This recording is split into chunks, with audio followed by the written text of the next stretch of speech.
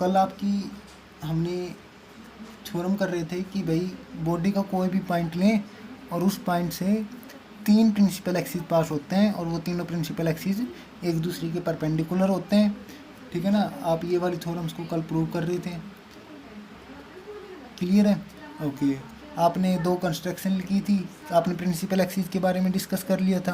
Principal axis होता क्या है कि आपने क्या कहा था, प्रिंसिपल एक्सिस भाई अगर एंगुलर वेलोसिटी और एंगुलर मोमेंटम, एंगुलर वेलोसिटी का एक्सिस किसके पैरेलल हो जाए, एंगुलर मोमेंटम की डायरेक्शन के पैरेलल हो जाए, तो वो एक्सिस क्या बन जाता है, प्रिंसिपल एक्सिस बन जाता है। ठीक है ना। अच्छा, उसके बाद आपने क्या किया था, जब इस थ्योरम का प्रूफ करने लगे थे तो सबसे पहले आपने एक यूनिट वेक्टर कंसिडर किया था, किसकी डायरेक्शन में, एच कैप की में, एच वेक्टर और ओमेगा वेक्टर की डायरेक्शन में। तो यहाँ से आपने क्या रिजल्ट आ गया था, आपके पास रिजल्ट आ गया था कि भाई ए कैप किसके इक्वल था, H vector upon magnitude of H था, एंड ए कैप किसके इक्वल आ गया था, omega vector upon omega vector का मैग्नीट्यूड, वो ओमेगा के इक्वल था। थर्ड पॉइंट क्या था, आपने एक कंस्ट्रक्शन की थी कि एच को किसके इक्वल मान लिया था, एंगुलर मोमेंटम को एन टाइम्स एंगुलर वेलोसिटी के का मैग्नीट्यूड, तो H is equal to N omega आ गया था। फिर आपने एच इज इक्वल टू का फॉर्मूला लगाया था और उससे क्या इक्वेशन डिराइव कर ली थी, वहाँ पर आपने ये इक्वेशन, आपकी इक्वेशन फर्स्ट थी क्या, summation of M R square minus N A cap किसकी इक्वल आ गया था, summation of M R vector dot A cap इसकी इक्वल।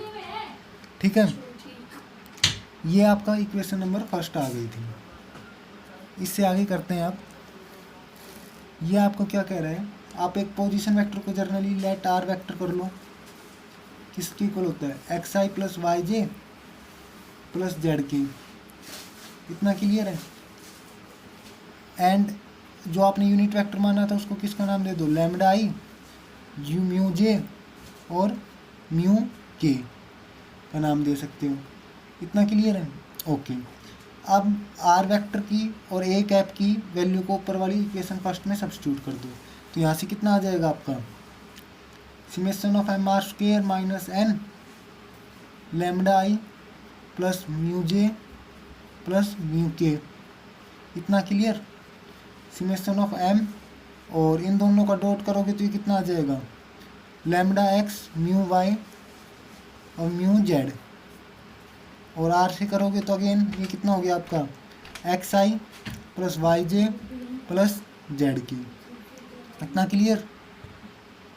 सबसे पहले हम क्या करते हैं, आई आई वाले कोफिशिएंट कंपेयर कर लेते हैं। तो आई आई वालों करेंगे तो कितना आएगा, यहाँ पर आपका आ जाएगा summation of M R square minus N lambda, ये किसकी इक्वल हो गया, summation of M lambda X mu Y plus mu Z, ये किसकी इक्वल हो गया, यहाँ से एक्स आ गया। इतना क्लियर। ओके, आर वेक्टर इसके इक्वल था, तो आर स्क्वेयर किसके इक्वल होगा, क्योंकि आर वेक्टर का मैग्नीट्यूड आर है, तो इसका मैग्नीट्यूड करोगे तो कितना आएगा, square root of X square plus Y square plus Z square, और इसका स्क्वायर कर दोगे तो वो स्क्वायर रूट हट जाएगा। तो ये किसके इक्वल आ गया, summation of M X square plus Y square plus Z square minus N lambda is equal to summation of M lambda X mu Y plus mu Z X. इतना clear. Okay, यहाँ से देखोगे, यहाँ से lambda X square आएगा, lambda X square यहाँ पर cancel हो गया, तो ये कितना बच गया आपका, summation of M Y square plus Z square, lambda यहाँ से आप ले लो, ये माइनस एन लैम्डा, और यहाँ पर आपको कितना हो गया, mu summation of M X Y plus mu summation of M X Z. इतना क्लियर। इसकी वैल्यू आप सभी को पता है, ये किसकी इक्वल होती है, lambda A minus N lambda is equal to mu F plus mu E. इतना क्लियर। तो यहाँ पर आप कितना बोल सकते हो, यहाँ से आप बोल सकते हो लैम्डा कॉमन आ गया, तो ये हो गया ए माइनस एन लैम्डा, तो यहाँ से आप इसको इस तरीके से लिख सकते हो, is equal to minus of mu F और minus of V E is equal to 0 हो गया। इतना क्लियर, ये माइनस का साइन है। सिमिलरली आप करोगे तो यहाँ से कितना आ जाएगा, देखो यहाँ पर a माइनस एन आ रहा है, तो यहाँ पर कितना आ जाएगा b माइनस एन, और नेक्स्ट में जब ये j वाले और c माइनस एन। ओके, यहाँ पर लैम्डा है तो यहाँ पर म्यू और यहाँ पर व्यू, ठीक है। ओके, जब यहाँ पर लैम्डा था तो लैम्डा के बाद सीक्वेंस यू आती है, तो यहाँ पर अगेन माइनस चलेगा, तो और यू के बाद कितना आ रहा है आपका v, इतना क्लियर होगा ना। ओके, और v के बाद कितना आता है आपका म्यू, ठीक है। तो यहाँ पर v है, v के बाद कितना u, और ये कितना होगा आपका, सॉरी यहाँ पर म्यू, v के बाद लैम्डा और लैम्डा के बाद आपका म्यू, इतना क्लियर है। ओके, उसके बाद देखो आप, देखो आप क्या पढ़ते हो अब, ए बी सी और डी ई एफ, ये सीक्वेंस पढ़ते हो, और क्या पढ़ते हो, लैम्डा म्यू और व्यू, ये सीक्वेंस होती है। तो जब अब आपने लैम्डा यू वी वाले तो अरेंज कर लिए, ए बी सी भी अरेंज कर लिए, जब देखो म्यू के साथ क्या आ रहा है, एफ आ रहा है, इसका मतलब कि म्यू के बाद जो नेक्स्ट टर्म है उसके कोरस्पॉन्डिंग, तो यहाँ पर वी है और वी के साथ क्या आता है लैम्डा, तो लैम्डा के साथ यहाँ पर कितना आएगा डी आना चाहिए। देखो ये लिख रखा है। अच्छा, नेक्स्ट देखो वी है, अब वी के साथ कितना आ रहा है ई, तो इसका मतलब उससे पहले वाला, भाई यहाँ पर वी है तो यहाँ पर आप ई लिख रहे हो, तो यहाँ पर यू है तो यू से क्रॉस कितना जाएगा,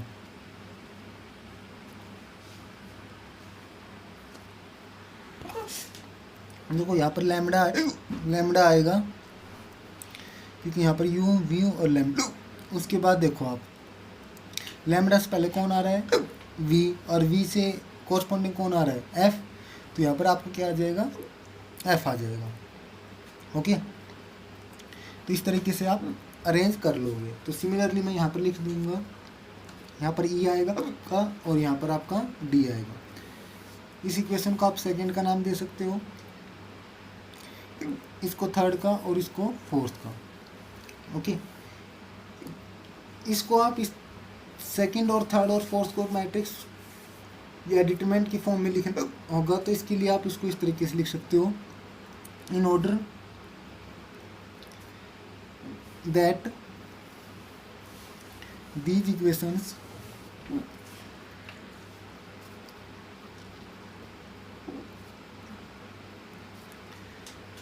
must have a non-zero solution, non-zero solution.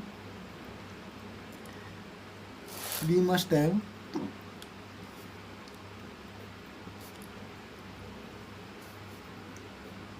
a minus n minus f minus e minus f b minus n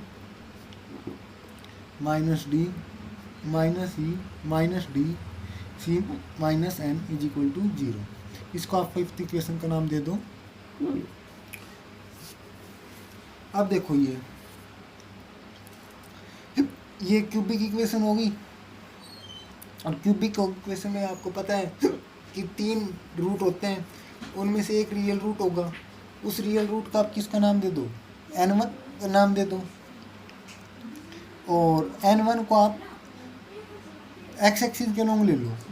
तो भाई आप यहाँ पर देख पा रहे हो ये इक्वेशन एक क्यूबिक होगी तो इसी के 3 रूट होंगे तो एक रियल रूट होगा कम से कम।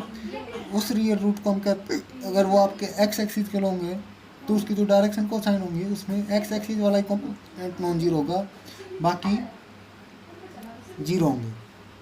इतना क्लियर। तो मैं यहाँ पर लिख रहा हूँ अब आपके आगे कि it is a cubic in an, so it has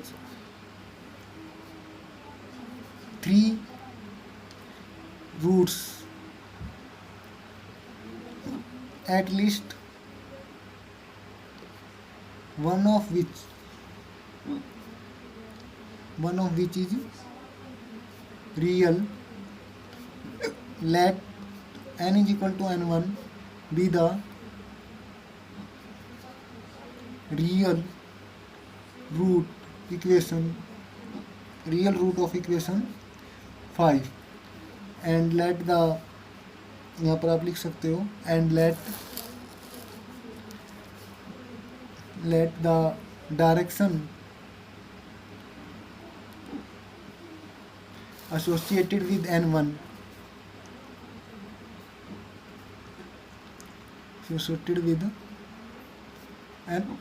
be taken as x-axis.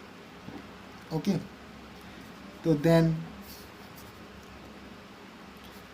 lambda is equal to 1 and mu is equal to 0 and v is equal to 0. ठीक है, अब इन लैम्डा यू और व्यू की वैल्यू को आप second, third and fourth equation में substitute कर दोगे। तो जैसे ही सेकेंड इक्वेशन में सब्स्टिट्यूट करेंगे तो यहाँ से आप देखोगे तो ये वाली टर्म और ये वाली टर्म 0, तो यहाँ से कितना हो गया, तो फ्रॉम इक्वेशन 1 आप क्या कह सकते हो, लैम्डा की वैल्यू 1, a माइनस एन की वैल्यू 1 और ये 0 माइनस 0 इज इक्वल टू 0। तो it implies a minus N 1 किसके इक्वल आ गया, 0 के, और यहाँ से a किसके इक्वल आ गया, n 1 के इक्वल आ गया। ठीक है, सेकेंड इक्वेशन में सब, सॉरी ये सेकेंड में आ गया था,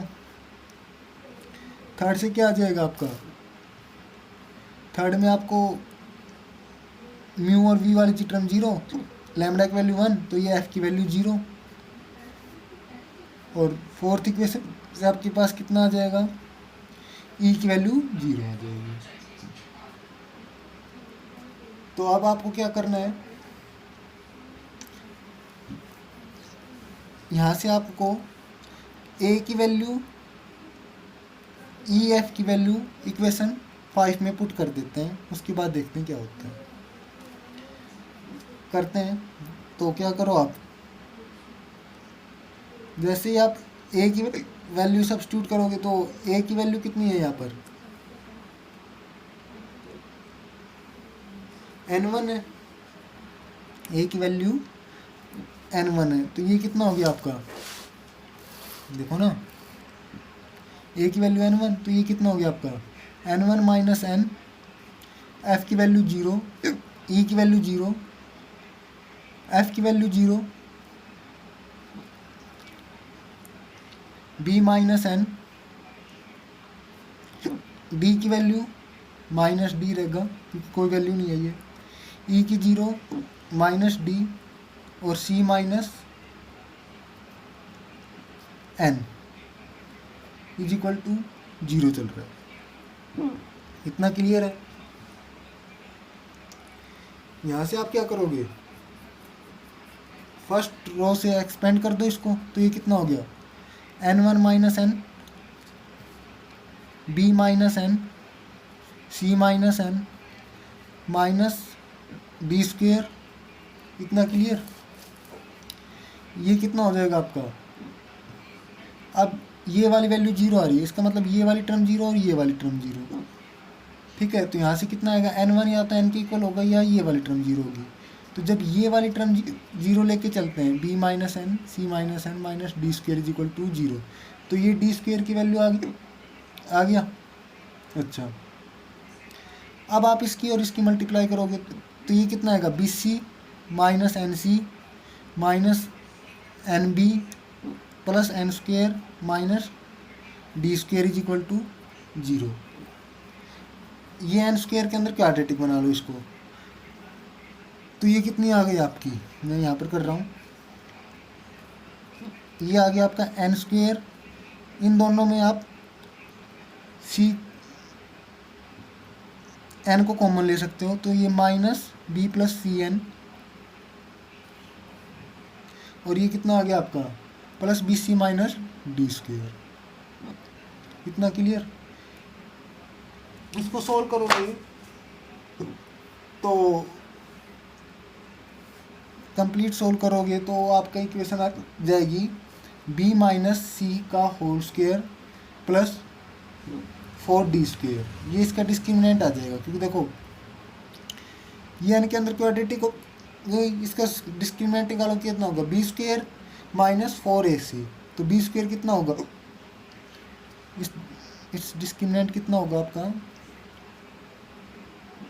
क्योंकि आपको पता है डिस्क्रिमिनेंट क्या होता है एक्स की कोफिशिएंट का स्क्वायर, तो बी प्लस सी का whole square minus 4 times A C B C minus D square. इसको सोल्व करोगे तो आपका कितना आ जाएगा बी माइनस सी का whole square plus 4d square. अब ये भी स्क्वायर क्वांटिटी है, पॉजिटिव होती है, ये भी किसी चीज़ का स्क्वायर हो रहा है, ये भी पॉजिटिव, जिसका मतलब इस वाली इक्वेशन का डिस्क्रिमिनेंट हमेशा क्या रहेगा, पॉजिटिव रहेगा। इसे आगे कल करेंगे। Thank you.